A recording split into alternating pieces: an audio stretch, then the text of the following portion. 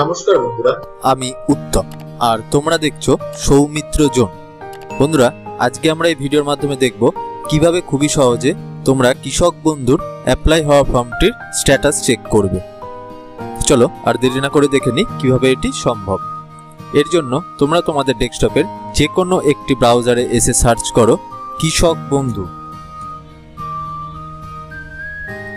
এরপর প্রথম যে পেজটি আসছে কৃষক বন্ধুর, এই পেজটি ওপেন করো।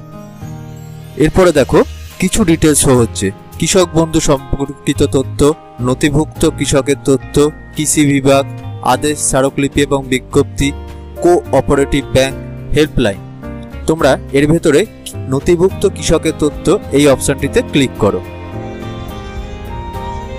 এরপর দেখো সিলেক্ট অপশন এসে তোমাদের যে কোনো একটি ভেরিফাইড ডিটেলস দিয়ে তোমরা এখানে চেক করতে পারবে, যেমন ভোটার কার্ড, আধার কার্ড, ব্যাংক অ্যাকাউন্ট, কৃষক বন্ধুর আইডি, মোবাইল নম্বর, অ্যাকনোলেজমেন্ট।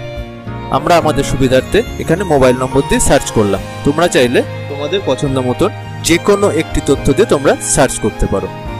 এরপর মোবাইল নম্বরটি দেওয়ার পরে পাশে দেখো একটি ক্যাপচা বক্স রয়েছে, সম্পূর্ণ ক্যাপচা বক্সটিতে ক্লিক করো।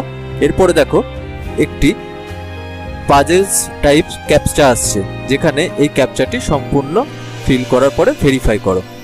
এরপর সার্চ বাটনে ক্লিক করার সাথে সাথে তোমাকে তোমার কৃষক বন্ধুর টোটাল ডিটেলস শো করানো হবে।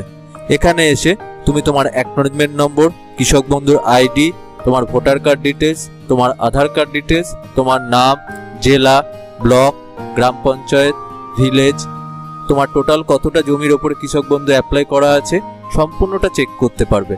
এবং পাশে দেখো রয়েছে ট্রানজাকশন স্ট্যাটাস।